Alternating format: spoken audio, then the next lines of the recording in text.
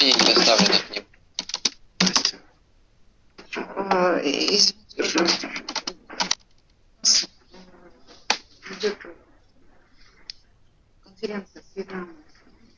Вот, она появится у нас до...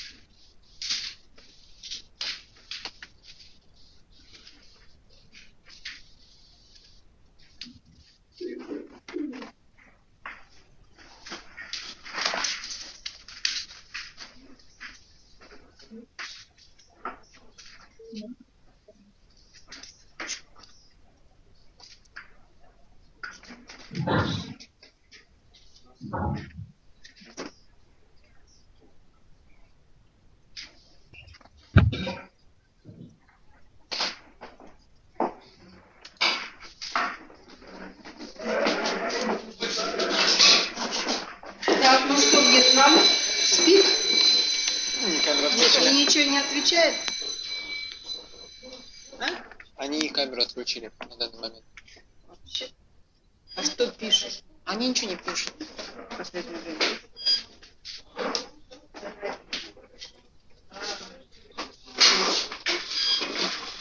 Более того, до них сообщения наши не доходят. Не доходит. Наши сообщения до них помечаются, Я что думаю, надо звонить. по телефону. Пошла звонить. Потише только. Присаживайтесь. Сейчас, надеемся, будет подключение.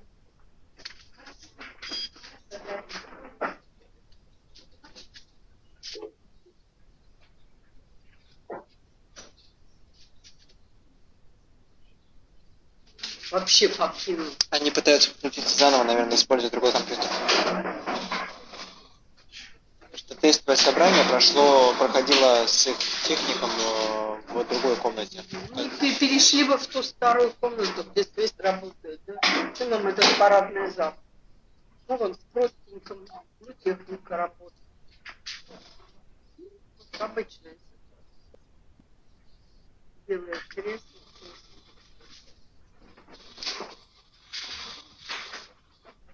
Там стульев всем хватает. Хватает всем?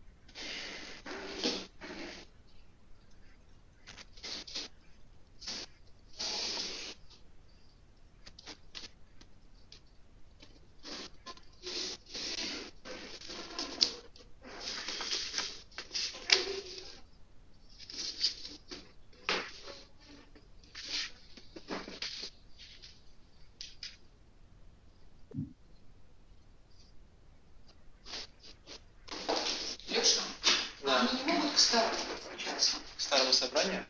Но они же только что подключились к этому, отключились обратно. Значит, И они включат. отключились? Да, они отключились. Ну что, не ждать их, конечно, уже время. Ну, это вопрос, наверное, Марина Алексеевна, давайте мы все-таки, может быть, начнем, пусть подключаются. Ну, а какой смысл нам выступать без еды? А что отвечает? Отвечаешь, что они пытаются подключиться. Может быть, им нужно что-то подсказать?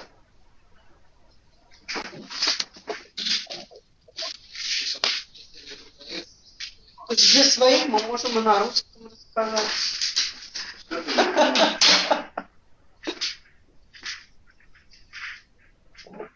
Есть вариант рассказать на русском, а потом повторить на английском для вьетнамцев, если они появятся.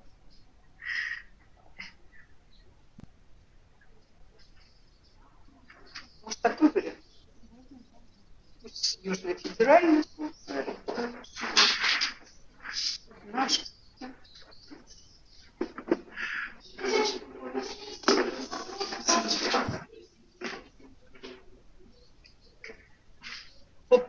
Опять придется.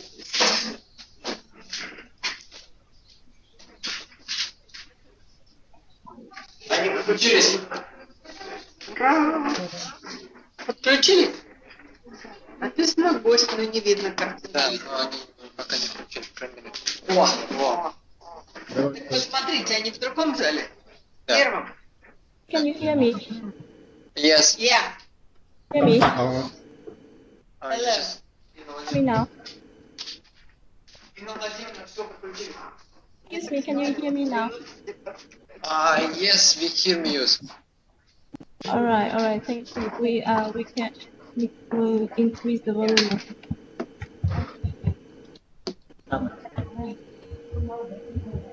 We are so sorry about that. It doesn't matter, dear Vietnamese colleague. We are simply glad to hear that you enjoy us. And now let's start our webinar. First of all, let me introduce our participants. First of all, Professor Marina Alexeyevna Fedotova, Deputy Prorector of Science of our financial university. The representative of our central bank, Natalia Yakovleva, Professor of Mathematics Department, Елена Федоровна Олехова, and our famous and very clever student, Alexei Skapinsky. And all other representatives of student society. Besides this, we are glad to greet the representative of our South Region University of South Region University and the head of it, Alina Vladimirovna Andreeva. Not the head really right now. Rostov State Transport University, Southern District, and candidate of Science and Economics. Thank you for your aiding, Alina. So let's start and let's open our meeting, our webinar with open speech of Marina Alexeyevna. Please. We are glad to see you. We are glad that our seminar will be today organized. Thank you to Inna because, of course, your activity make this seminar a reality. And several words about the theme of our seminar. 3 years ago, in November of 2013, in Russia was appeared a new federal law on the activity of activities in the Russian Federation. 1 year later, in 2014, Central Bank decided to organize Actuary Activity Council. And this council are very interesting members. Something about 22 members. They are from Central Bank of Russia, different departments, some departments of Ministry of Finance, Government State Duma, and two self-organized organization of actuaries, and 3 universities. Every 3 months, we organize a meeting and discuss the problems of actuarial activity in Russian Federation. We try to organize the examination of the specialists in actual activity. We look through exams and they check the exams also. Then we analyze the results of these exams. We prepared some federal standards in actual activity. Now it's three federal standards of actual activity. And for these 2 years, it was organized 11 meetings in central bank with the specialists in this field. And we think that we have a very great result, and the correct organization, the working of actuary, now check our insurance companies, pension funds, and now when we have a very great level of risk in on financial market, this work is very important. I think that the discussion of this problem with our friends in Vietnam, in South universities, will give a positive impact, and we will speak about this on the next meeting in Central Bank in Russia. Thank you very much. So, thank you, Marina Alexeyevna. And now, let us introduce our first presenter, Natalia Yakovleva, and the report of Central Bank.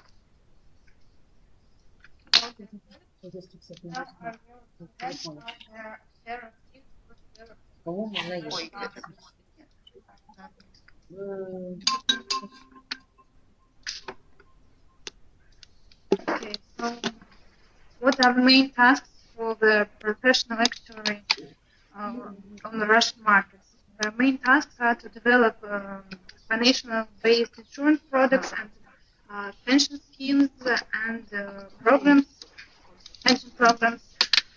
Then the actuary is involved in premium calculation and in verification, and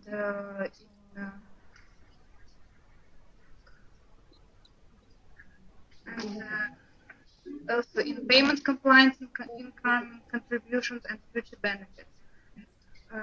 Then actuary also involved in financial liability assessment, in financial risk assessment and risk management, in forecast and modeling the financial impacts of future events, the uncertainty of future events, both in short and long term.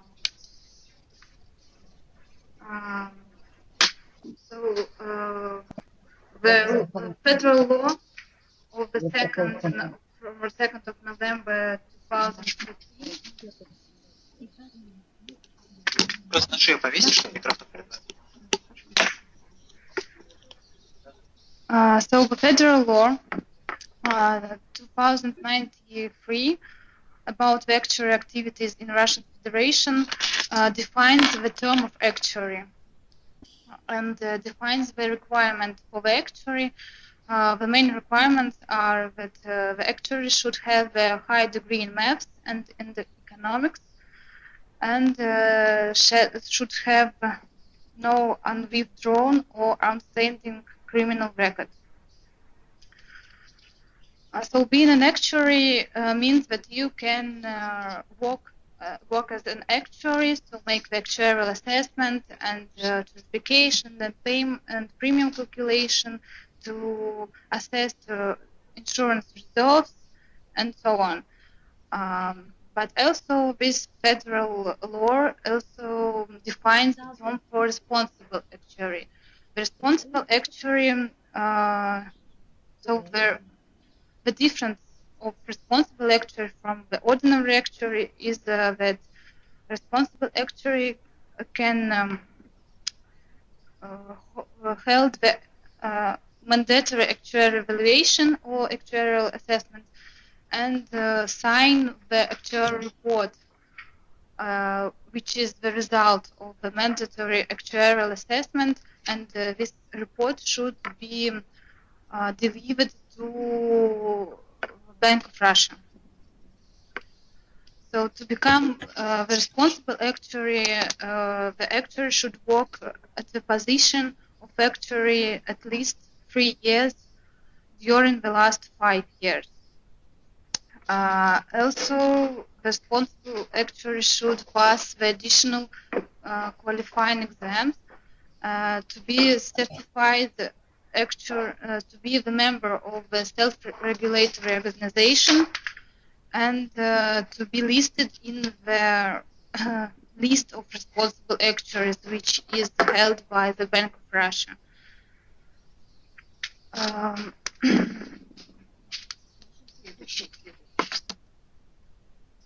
So on the next slide, we can see the timetable of the implementation of this law, the federal law about the actuary activities in Russian Federation. So how it was said already, in the second quarter of 2014, the Actuarial Activity Council was established by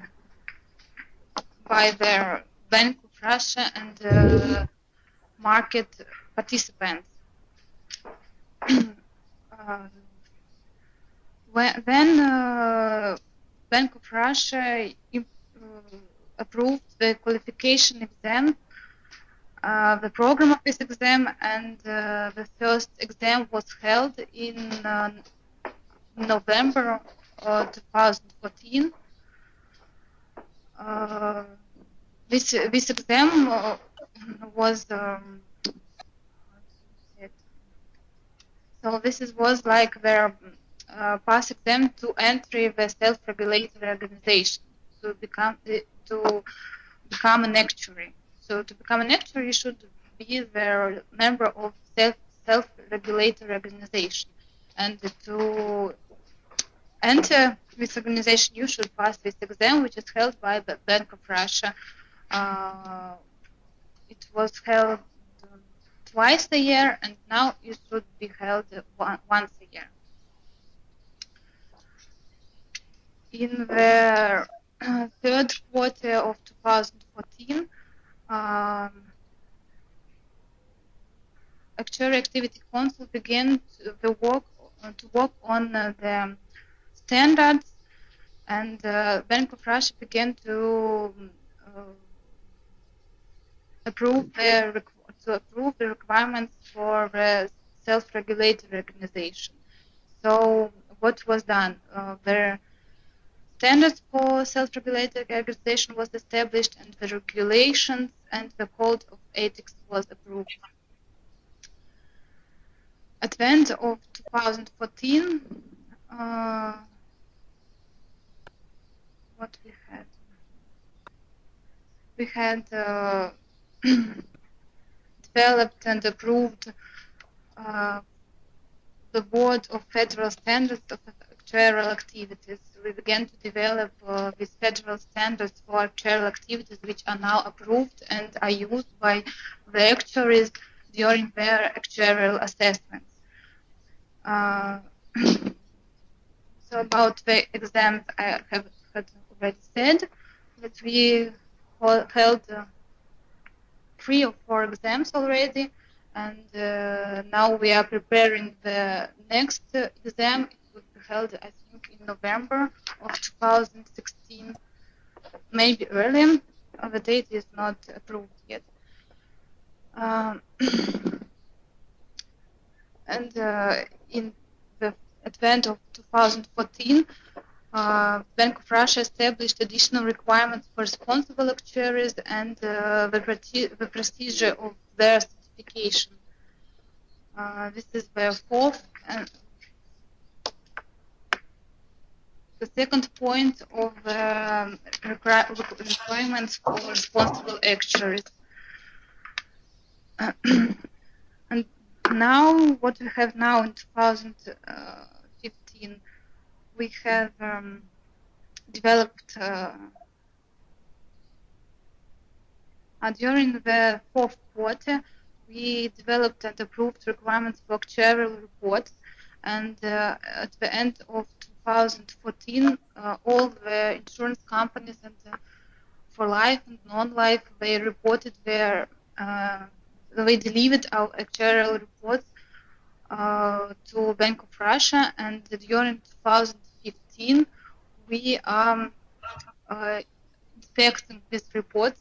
Some of these, not all. We have a plan for inspections, and now we are preparing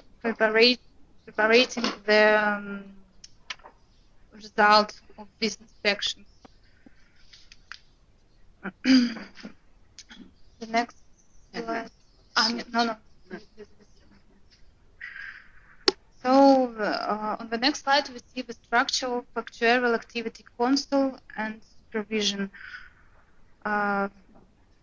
The main supervision is made by the Central Bank of Russia. It maintains a register of responsible actuaries, coordinates federal standards, and approves the program of qualification exams.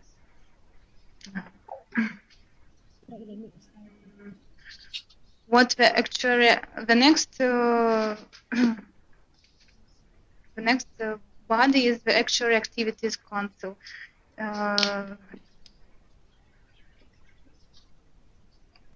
Then goes Actuary Self-Regulatory Organization. The requirement for this organization is that it should have at least 50 members. The maximum is not regulated, but the minimum is 50. Self-regulatory organization approves standards and rules for their members, for its members, oversees and takes measures for actuaries members, maintains the register of members of this self-regulatory organization, and organizes the inspection of its members. Develops training programs of actuaries, and this is the minimum requirements for self-regulatory organization. But we know that one of self-regulatory organization in Russia held its own exams to approve the qualification of their members. So not only 2 exams which is required by Bank of Russia, but additional exams in other. So it checks our knowledge, our science. So the actuary self-regulatory organization has 2 committees. One is control committee and one is disciplinary committee. Control committee check the actuarials, the members of this organization.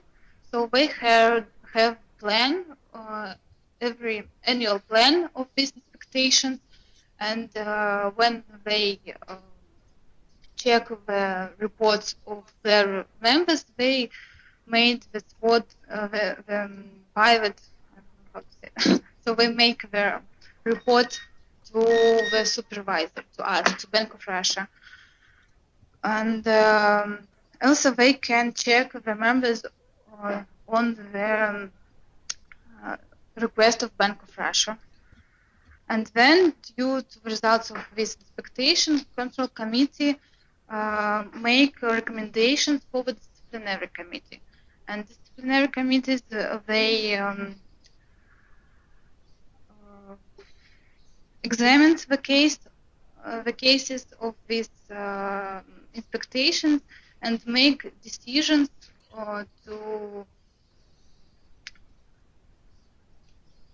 about the sanctions to these members. So what should the actuary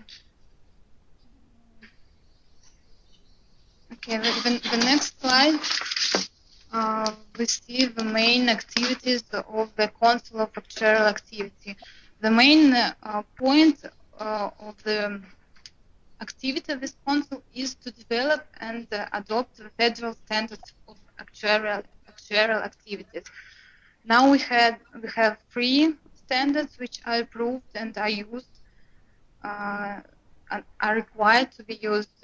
Is the general requirements for the actuarial activities, and the 2 standards for the actuarial valuation. One is for the valuation, about the valuation of insurance reserves for non-life insurance, and one is for the valuation of insurance reserves for life insurers. Now we are working on 2 additional standards. Is for the liability valuation for pension funds and asset liability matching for all markets, for insurance and for pension funds. Other activities of the council are not so important. They're very important, of course, but they are not.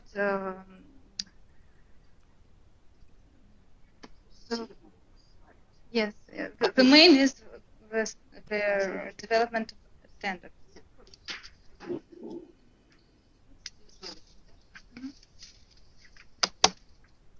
On the next slide, we see how the regulation of actuarial activities is done.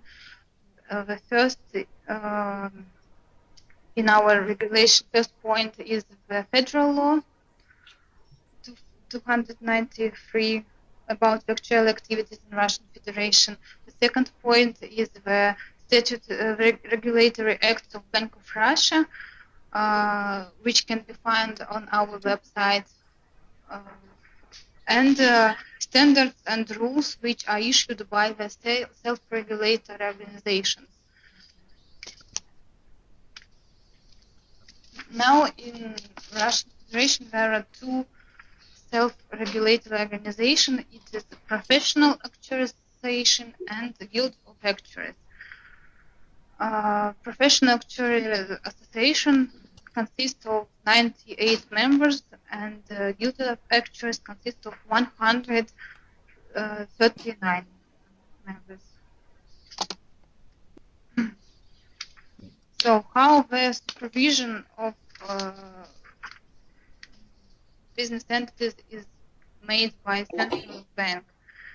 So the base for the supervision is the results which is made during the consideration of compliance and appeals of concerned subject of actuarial activities. Then the results of inspections of actuarial reports submitted by Bank of Russia and by self-regulatory organization.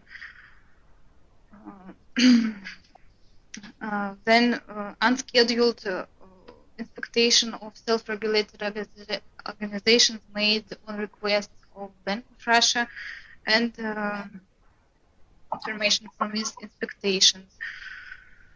Then Central Bank of Russia decide whether to implement sanctions to the business entity or not to.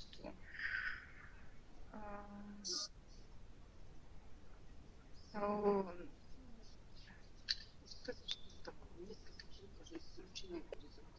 yes, and we have 2 actuaries which are excluded from the list of responsible actuaries. So we have this case already. And Bank of Russia supervise not only actuaries and responsible actuaries, but self-regulatory organizations too. So we examine their documents, we examine what they require from the actuaries, and we are trying to make their requirements same for both these organizations, for association and for guild of actuaries. And there is one requirement for the qualification exams which are held by a self-regulated organization is that one member of the examination committee should be, one of its members is the Bank of Russia representative. So we control this the process of qualification exam for the responsible actuary. And the last slide is it shows us the supervision of self-regulating organization. So this is all according to the law about actuarial activity and the law about self-regulated organizations. So that's it. Do you have any questions? Comments? So thank you. Okay, thank you, Natalia, for interesting report. And now let us come to debate. Dear colleague from Vietnam and from our colleague from South Federal University, do you have any question to our reporter? Yes, we actually mailed just questions, just a couple of questions, but we can see you. Can you please remove the presentation so we can see your... Remove presentation, which slide exactly? No. I mean, remove the presentation because we have it already on our iPad. So we have a couple of questions. First of all, we'd like to thank Ms. Smelnikova for elaborated report. And the first question is how the training and retraining of actuary specialists in Russia can reduce risks in financial sector, in insurance sector. And the second one, take into consideration world economy down floor, impose sanctions on Russia, capital outflow and things like that. How training and retraining of actuaries can help to form internal investment environment in Russia. Thank you. Before your question. Yes, I already sent it. Typed it and sent it. This is then. Okay, so for the first question, of course, training and retraining of actuaries help us in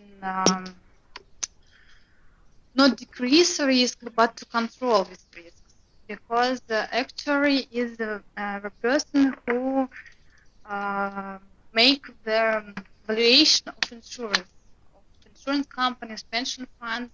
They assess their liabilities and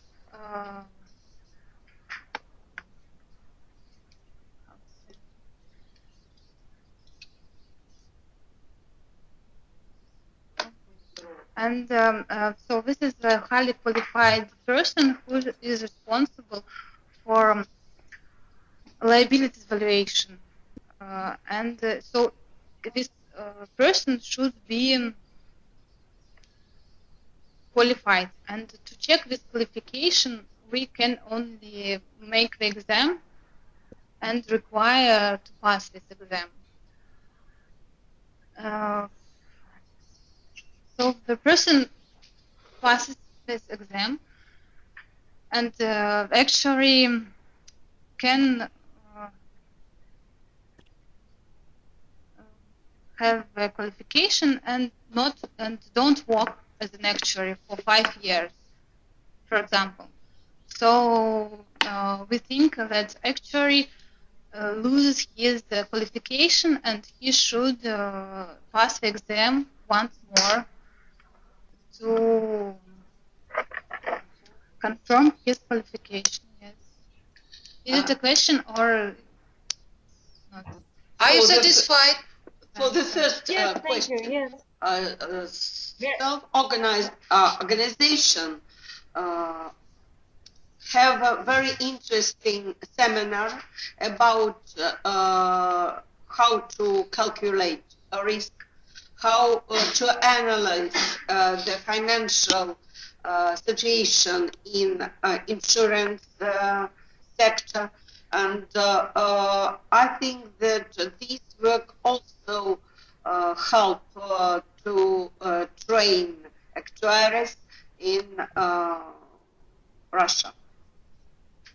But this work is made by SRO, but not by central bank.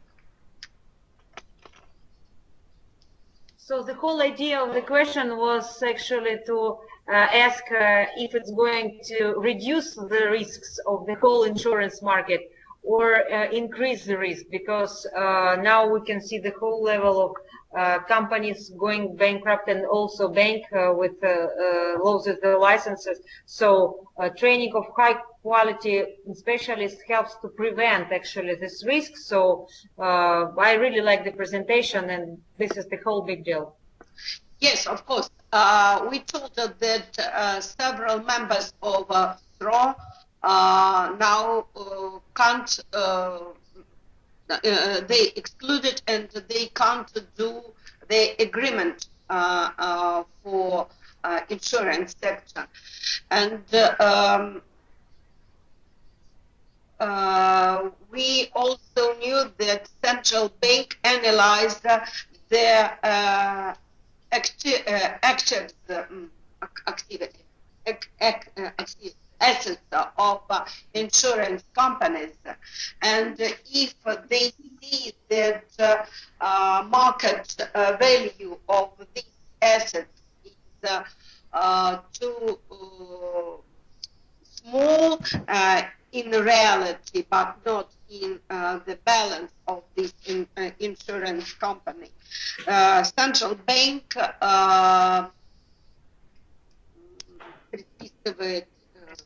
prescribe for this insurance company to give some more assets in the balance of this organization, and the actuary must see, is it enough in this insurance company this value of active assets. Okay, thank you. Can you please repeat the second question? Taking into the new economic environment,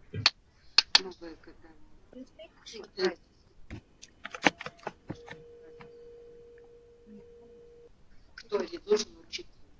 Excuse me? Can you hear me? Actually, we can't. Yeah, excuse me. Taking part. Okay, so what about the role of actuaries? During the mandatory actuarial activity, there is one requirement for the actuary is to compare assets and liabilities. And of course, while liability assessment, actuary takes into account the world's economical situation and the situation on Russian market. So it is counted in actuarial assumption, which is used in the actuarial calculations. It is inflation or some maybe corrections on the I don't know, discount rates, different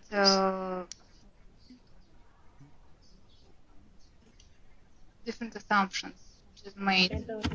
And while making this asset liability matching, actuary can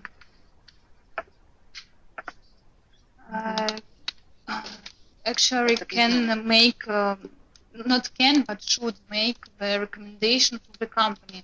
And if actuary sees that their assets are not enough to cover the liabilities, or the quality of these assets is not so good, or maybe the term of these assets is not comparable to the terms of the liabilities, it should all be reflected in the actuarial report, in the part of recommendations.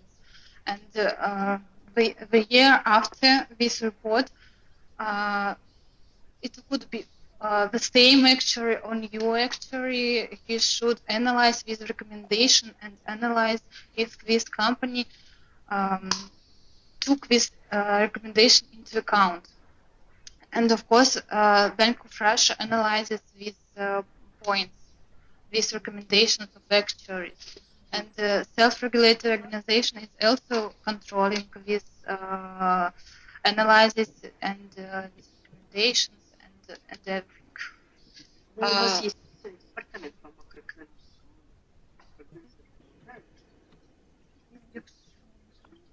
Thank you for your explanation and taking into account our time limit.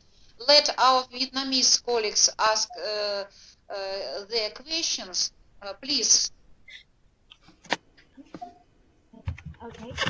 So we just have the question that there are 3 segments at the financial sector, including banking, insurance, and securities. So does the Central Bank of Russia regulate all the 3 segments, banking, insurance, and securities?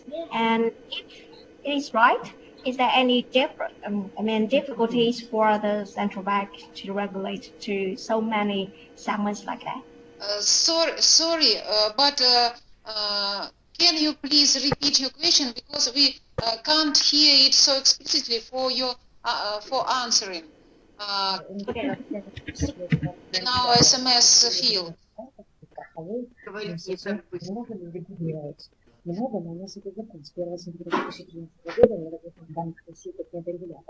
Because we are so sorry, because of technical problem, some technical problem in the internet. Would you like to repeat your question more explicitly? Okay, I sent it to you already, and can you please check it?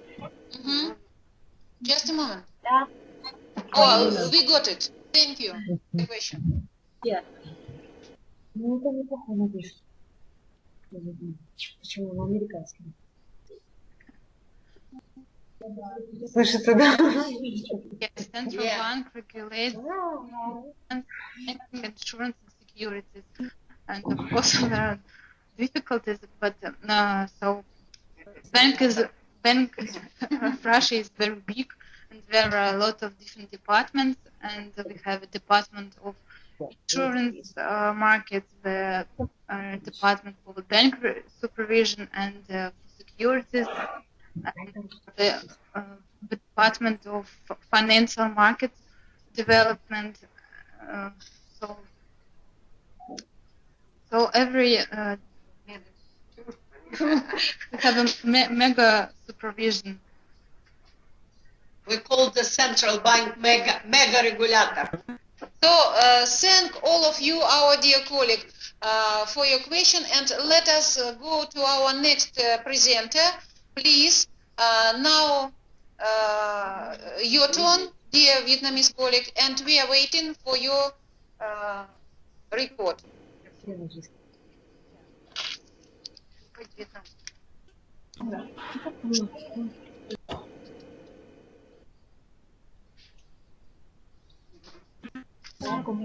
Finally. Yes. Yeah.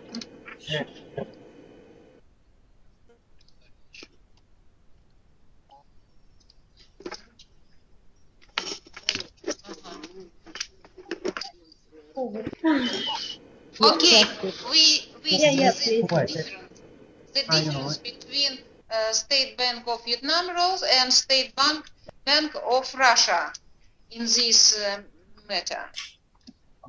Okay, one moment.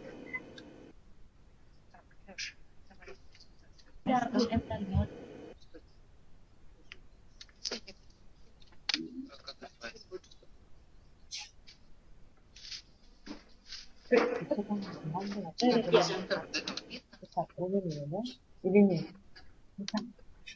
Если не завершено, я даже не сделаю.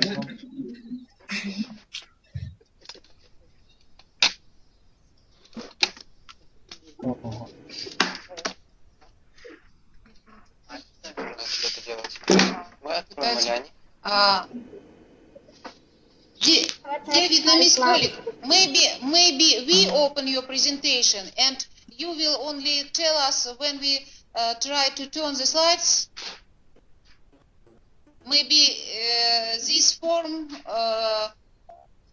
will be more suitable.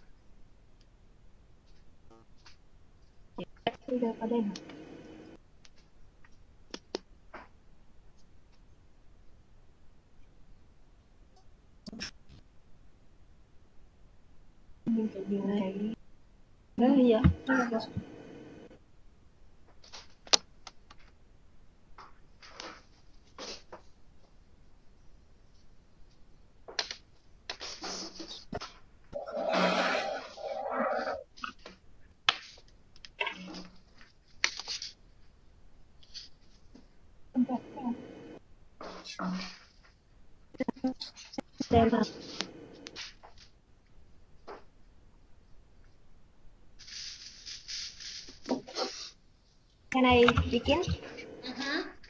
We are waiting for your report. Please take your time. Hello, everybody. We are here to present to you our research on the impact of SPV on asset markets. And there are three people here today. Firstly, my Deputy Dean Nguyễn Thanh Nhã and me and the college here. We are all the lecturers at Banking Academy of Vietnam. And this is my presentation. It will cover two parts: the overview of the State Bank of Vietnam, or SBV, and the impact of SBV on asset markets. Firstly, I'd like to introduce some features of SBV.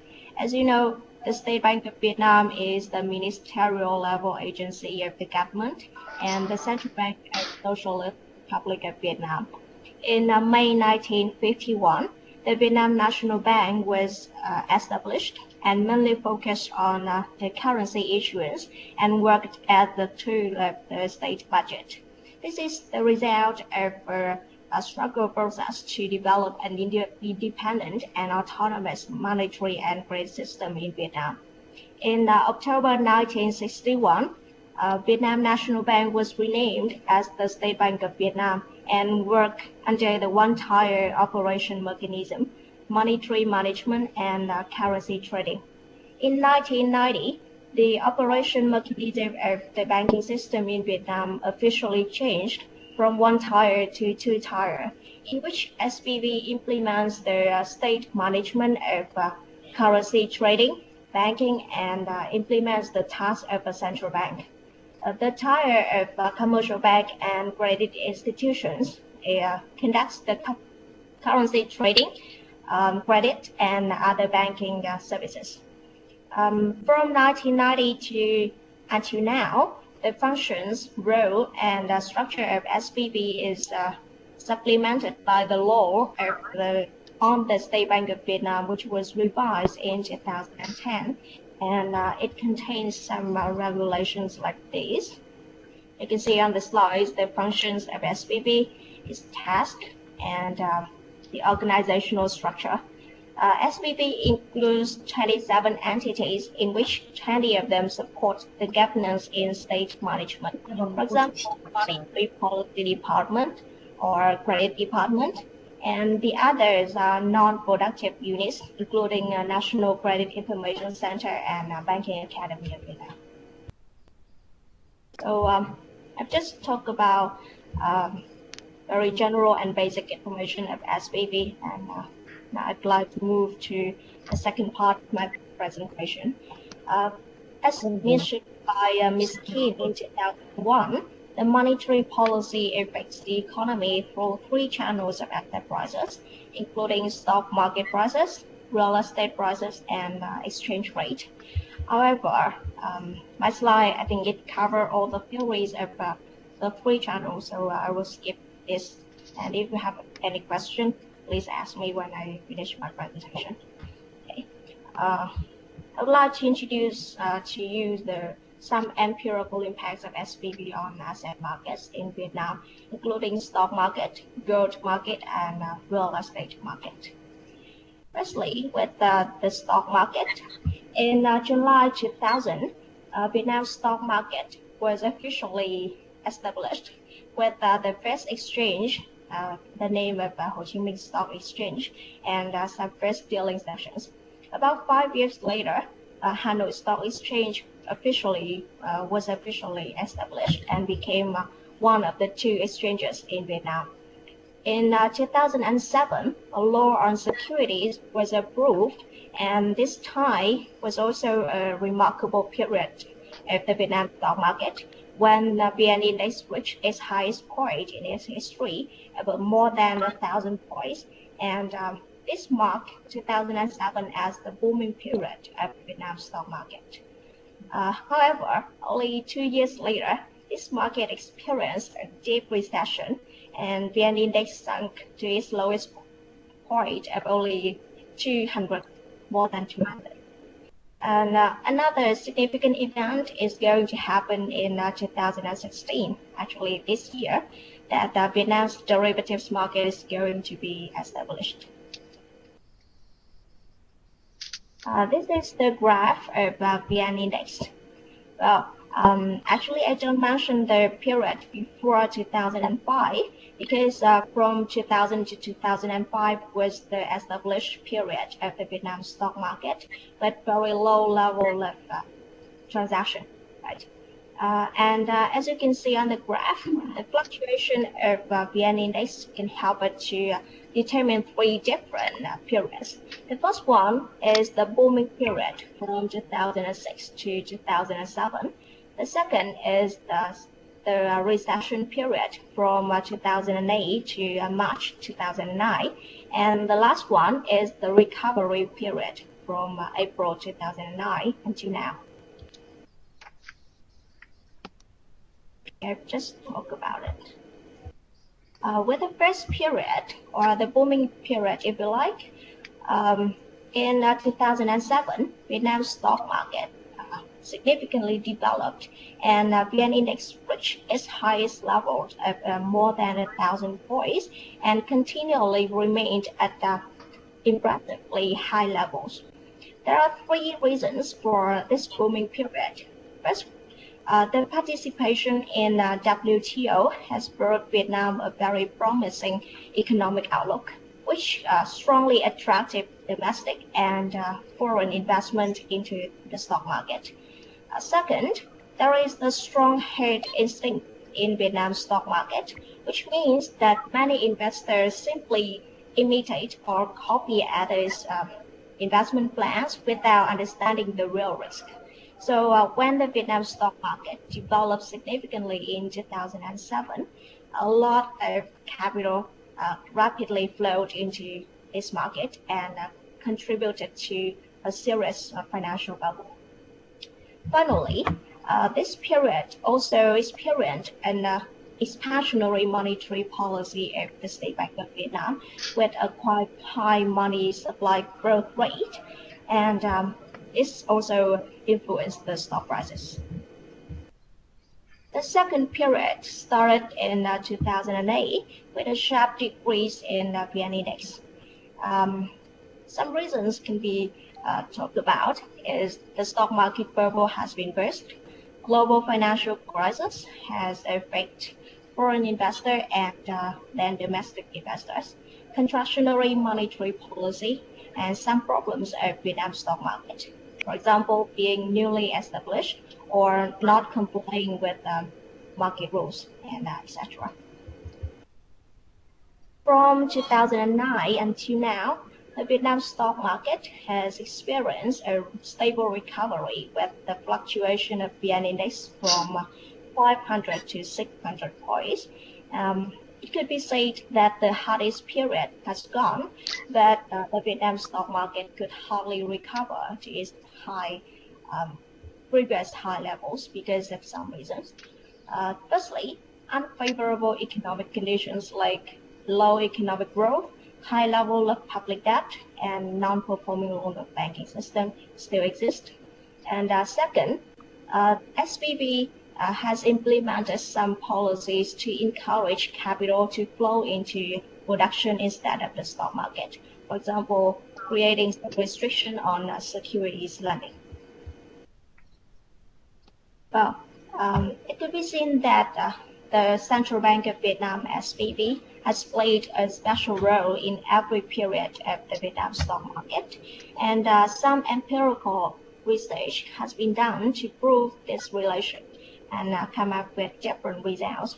For example, Putei in 2014 deployed SBR model to analyze the effectiveness of asset price channel for stock price in Vietnam during 2000 to 2012. He concluded that the change in money supply by policy rate effect on stock price. However, Ha Thanh Việt 2015 referred that the stock price is driven by many other factors rather than the influence of monetary policy from SBB. So that's the stock about the gold market. We can look at a timeline of gold interventions in Vietnam. Actually, although the domestic gold market was subject to the government and central bank regulations during the early 2000s, but the market was relatively free for the Vietnamese population to buy and sell gold, and even gold taken by Vietnamese banks became quite popular. In 2008 and 2009, this is the period when numerous gold trading floors were launched by Vietnamese banks, which allowed retail clients to speculate on the domestic gold price, and often with the use of bank loans and with a very high degree of leverage and encouraged risk-taking.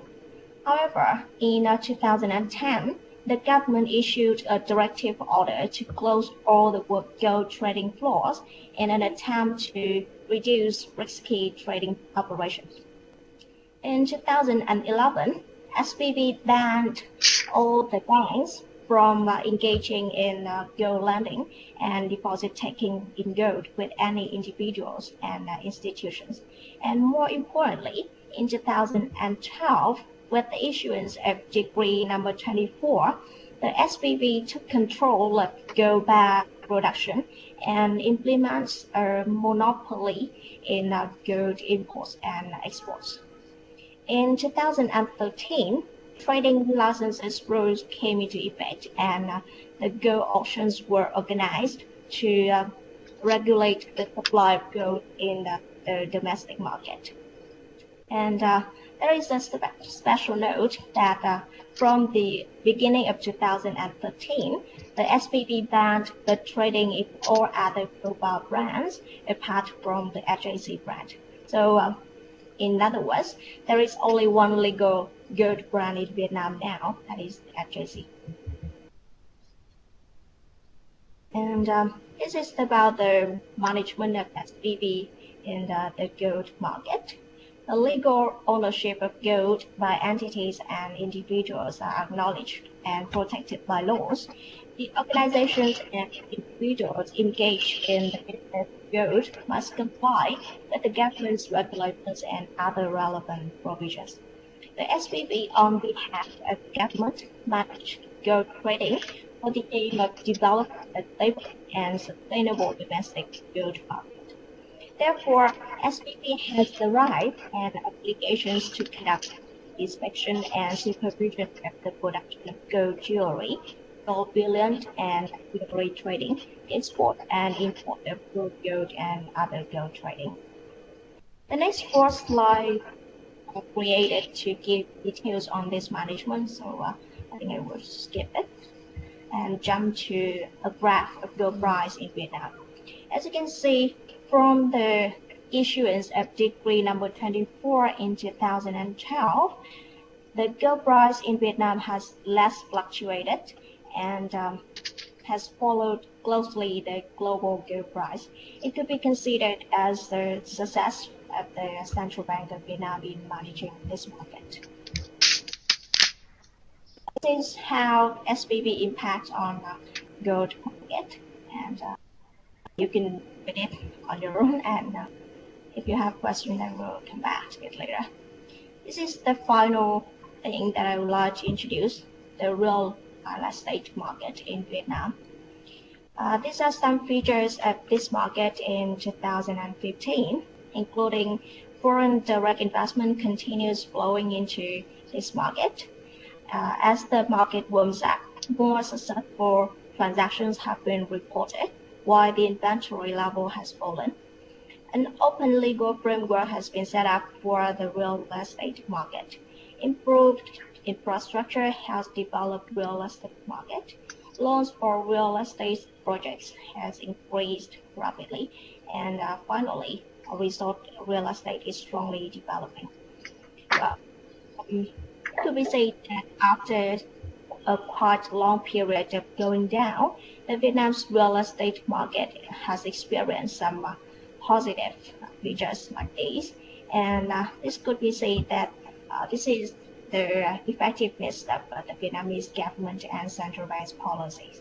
And one of it is the 30 trillion stimulus package to help the real estate market in Vietnam.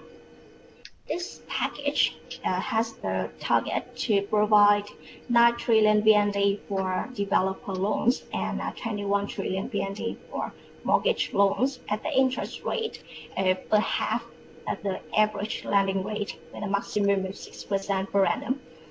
The maximum loan term is 15 years and the program duration is 3 years.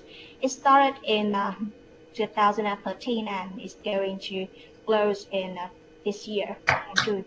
The package is dispersed through SBB and provides participating lending institutions with capital refinancing with operating margins for bank incorporated.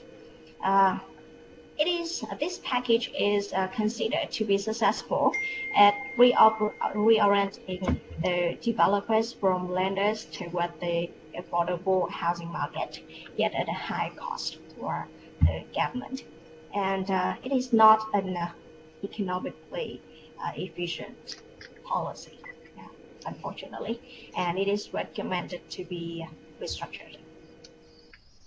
The impact of SBB on the real estate market is through monetary policy itself. As you can see from this graph, the credit growth to the economy has increased from 2012, and the average deposit and lending interest rate also experienced a slow, maybe downward trend from this time. And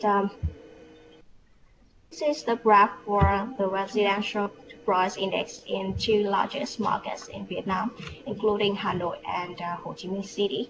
And you can see that both markets experience a recovery in the price index and the absorption rate as well. And we come back to how SBB impacts on this market. Well, besides the monetary policy, SBB is responsible for financial stability and soundness of housing finance sector with lending standards, prudential regulations, and management of interest rates.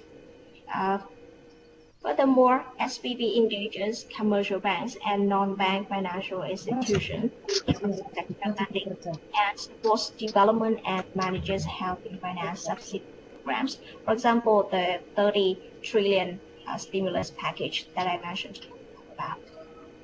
And finally, SBB also develops measures to encourage commercial banks to scale and diversify housing finance products and provides oversight to the National Credit Information Aggregator. Okay, so that is everything about my presentation.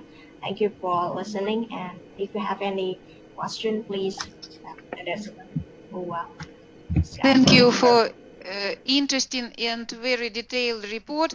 I am very sorry because of not regularly changing the slide, but it is difficult to do without your conduction. But nevertheless, we really enjoy your presentation, and dear colleague, it's time to discuss presented report.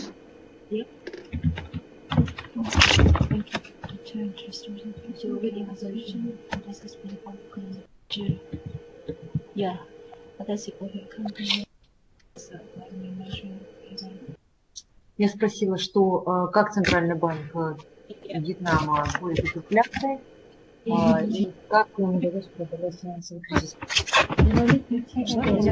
Банковский рынок, скажите, наши деньги дали просто. Audience and please. Hi, I'm a Vietnamese student from Financial University, and I've heard that you talk about the 30 trillions package for real estate. I just want to ask, like, as I know, this is expired in the 1st of June in this year.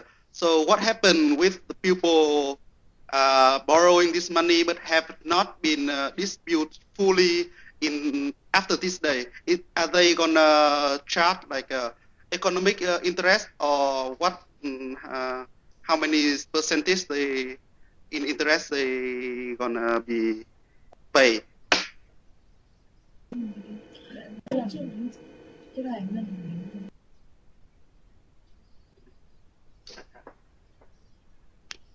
Is our question clear, or should we write it down? Okay, I got it. About the 30 trillion if the customers of commercial bank haven't get the full disbursement from the bank, they will be charged with maybe the present or the current interest rate, right? And if they got the disbursement before that day, the beginning of June 2016, the interest rate is quite relatively low, like the maximum is only 6% per annum. But how about after this day? After that day, we will apply the current interest rate. It depends on the Central Bank of Vietnam. Yeah, so maybe it's I think it's higher than 6%. Yes, but it depends on the central bank. And now central bank,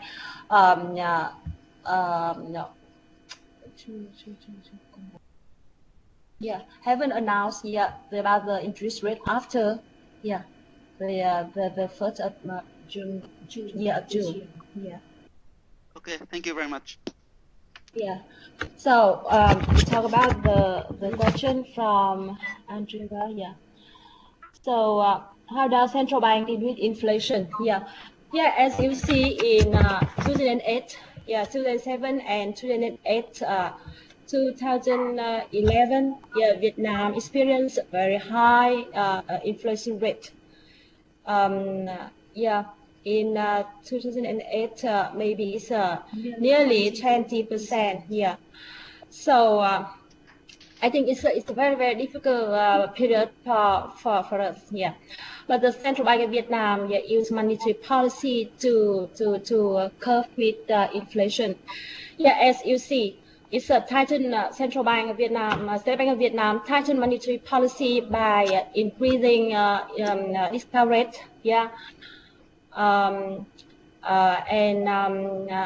In OMO market, you see the central bank sell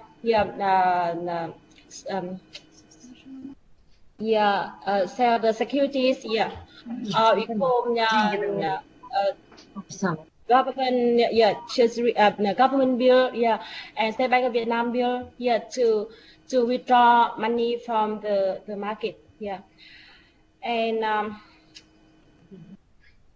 And with reserve ratio, required reserve ratio, State Bank Vietnam raised it to, you see, in 2008, it raised the requirement reserve ratio to 11%. For deposit bank deposit less than 12 months. Yeah.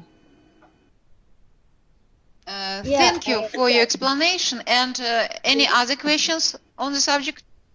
Yes, we have 2 questions. We already mailed it. So if our Vietnamese colleague would be, would have some time, we would like to hear the answers.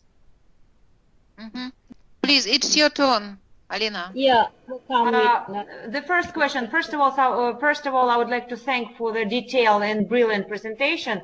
And the second question is, how does the Central Bank of Vietnam deals with inflation? Now I checked their current information is targeted inflation on 2017 is going to be like 4%. So it's pretty good result for the economy who had 23% of inflation after the world financial crisis in 2008. And the second question is how the Central Bank of Vietnam overcame the world financial crisis in 2008. For example, Central Bank of Russia lended money through national agencies to Russian banks in order to prevent the bankruptcy and to the market. So thank you. Yes, I would like to hear the answers. Thank you for your questions. About the second question relating to this, the global financial crisis, we have to say that the case of Vietnam is different with Russia, because that we doesn't affected by the global financial crisis a lot, actually, because our financial markets did not integrate deeply into the world. So like you are. Yeah. Yes. So that's the reason why we would have to experience the results from the global financial crisis. But about the economic aspect, we also, some firms, especially the export and import firms of Vietnam, have been affected by global financial crisis, and the government and the central bank we also to apply some stimulus package to the firms and the corporation to encourage them to overcome these crises. I see. Yeah. Thank you. Thank you, and I am forced to stop our very brilliant discussion of your brilliant presentation and give right to report to our next presenter. Please, Alexey Skapinsky.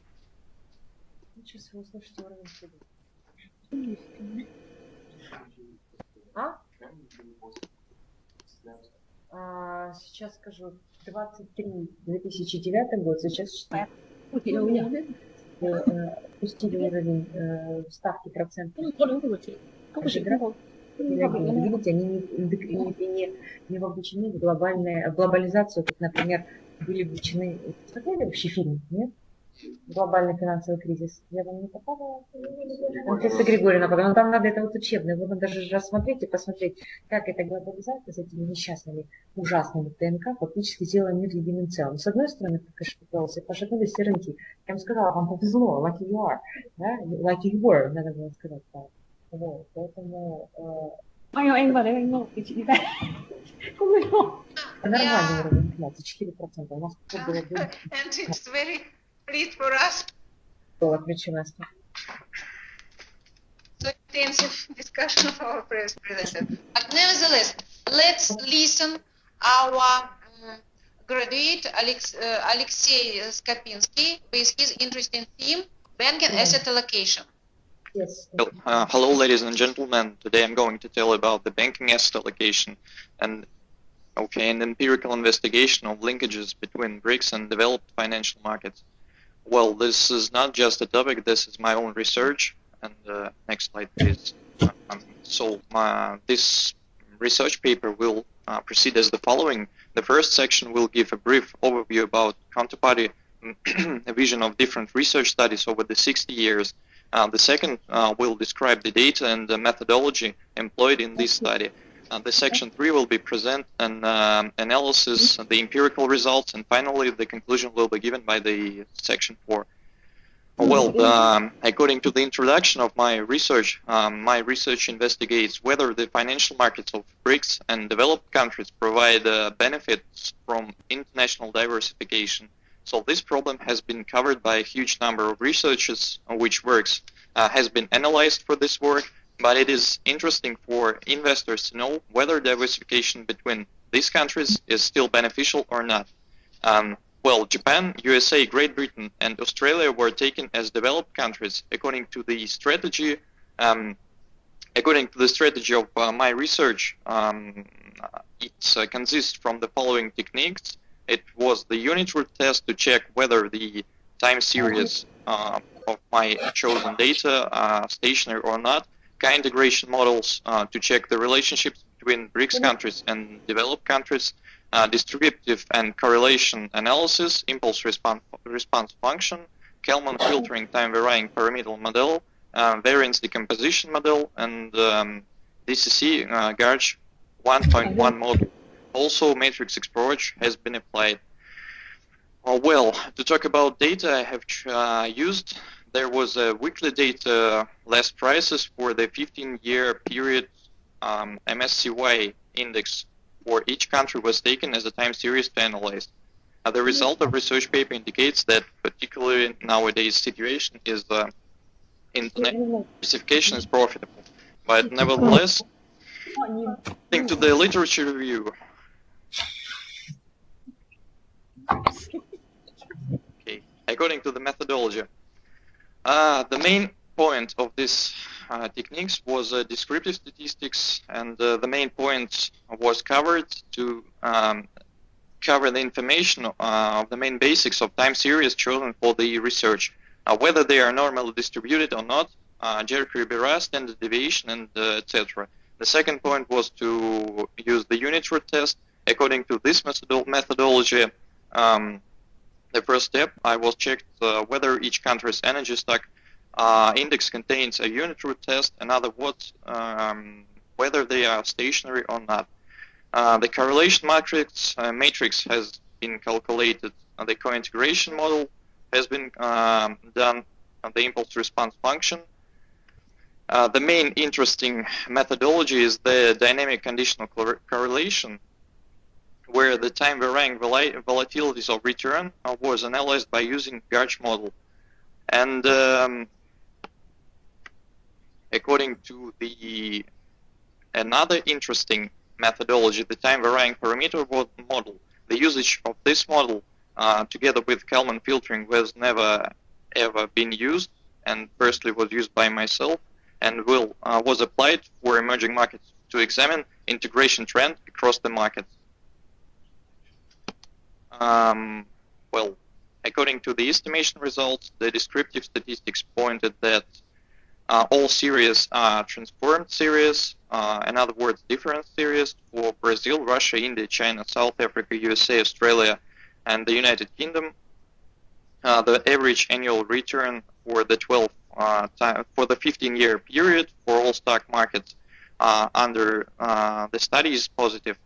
This is partly because of the fact that during the time period under the study, financial sector all over the world had a bull trend. The standard deviation ranges from 1.13 at Japan to 511 to Russia.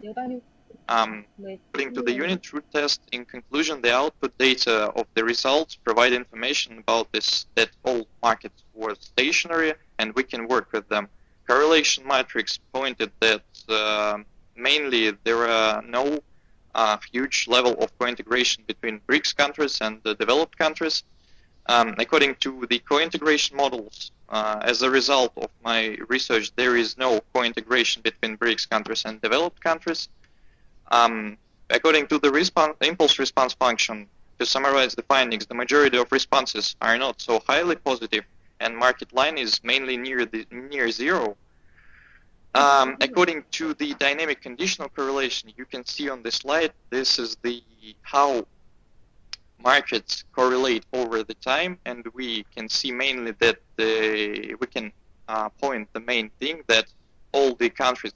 Here you can see how the United States of America, Australia, Great Britain, and Japan correlated over time with the Brazil.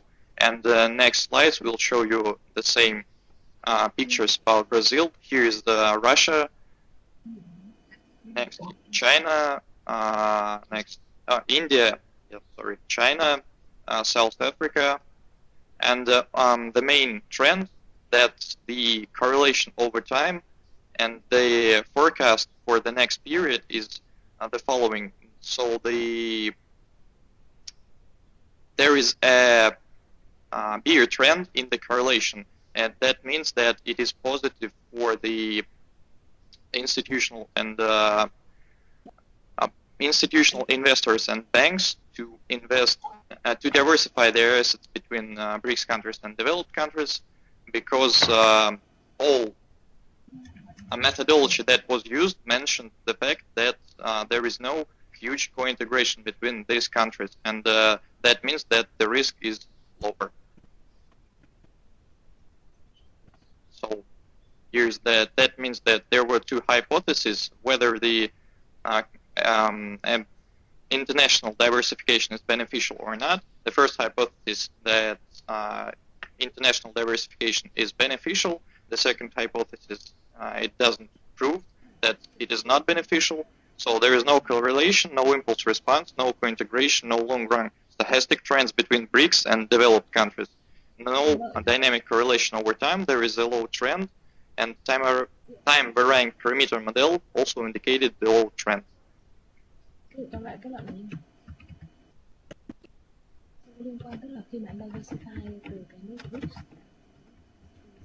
So, dear colleague, it's time to discuss and ask questions to our young, promising scientist. Who is first?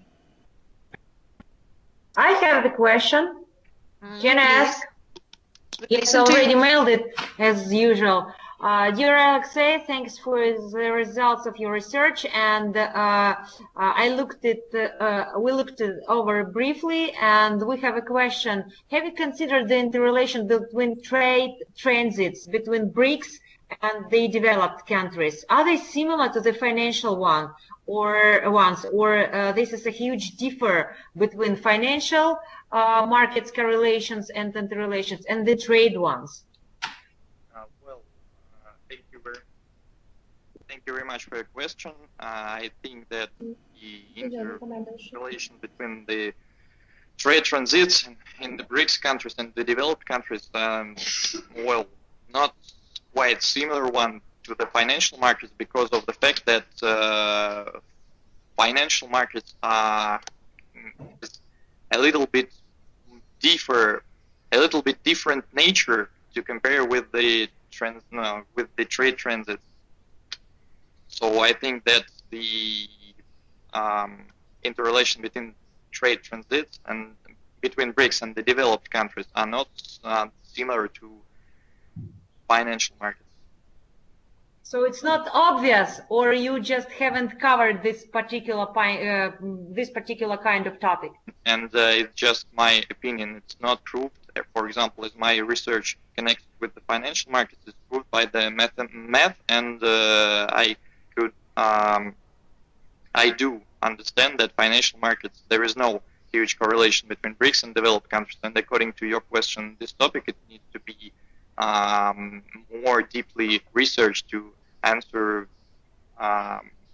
for that question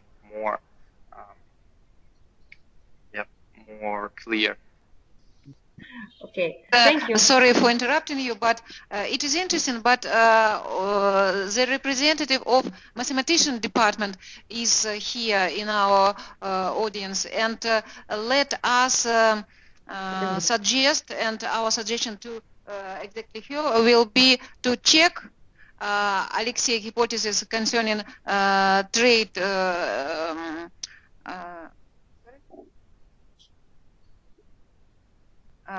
concerning your discussion about the trade conditions, and maybe our next one of our next webinar will be devoted to discussion of trade condition, not financial one.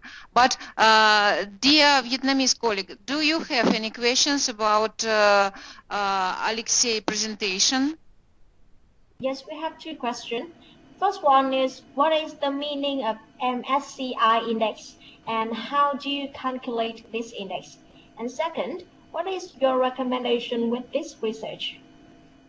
Well, according to the MSCI index, it's not mine index, and I did not calculate this index. It's Morgan Stanley index, which consists for the finance sector. It can, for example, there is MSCI index for finance sector, MSCI index for the energy sector, MSCI index for the for the different industries, and in every index, for example, MSCI index of Russia of finance, it consists of about 200 best Russian financial corporations which operating in the finance and investment sector. So that is why I've decided to choose that indexes, because they represent of they are representatives of the best companies, of the best financial companies in that sector in every country I have chosen. So the recommendation about this research is that it is better to use the strategy of double diversification, so not just to invest domestically, for example, to invest in the United States or in different sectors, but it's better to invest in the United States in finance sector to diversify sectorally and to diversify internationally. So it could be called as double diversification. Он считал это фондовый индекс по Бразилии, по Индии, по Китаю, сравнивал с показателями США, Великобритании и так далее. Вот здесь на презентациях вот эти корреляция, есть она или нет. Вот видите, наши индексы и их индекс, то есть они по прямому взаимозависимы или нет. То есть вот группа рынка там MSC. I ask our Vietnamese colleague, dear colleague, are you satisfied with our answer? Чтобы вы просто ориентировались, что это не считается самим автором, он есть уже этот показатель. Вот то, что нужно считать, привести какое-то соответствие определенное. Не просто... Dear colleague, are you satisfied with Alexei's answer? Unfortunately, we have certain problem with sound from Vietnamese side. But unfortunately, we have problem with sound from our Vietnamese side. But nevertheless, I would like to repeat my question. Are you satisfied with our answer?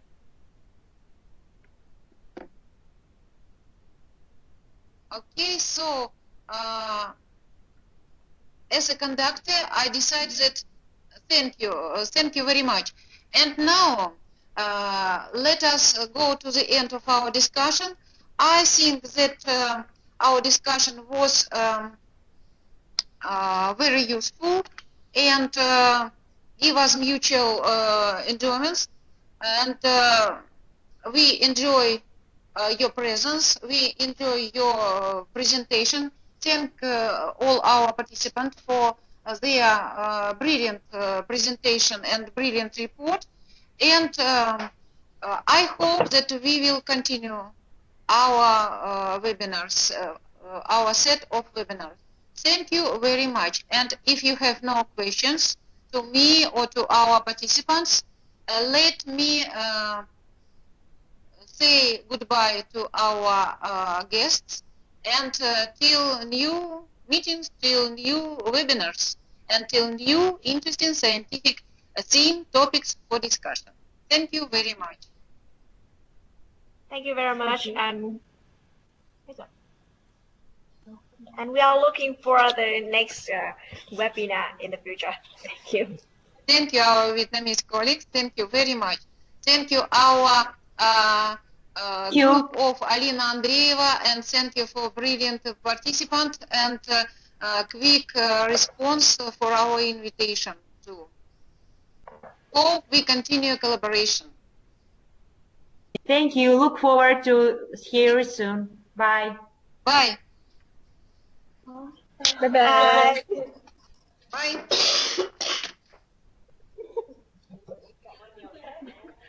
Bye.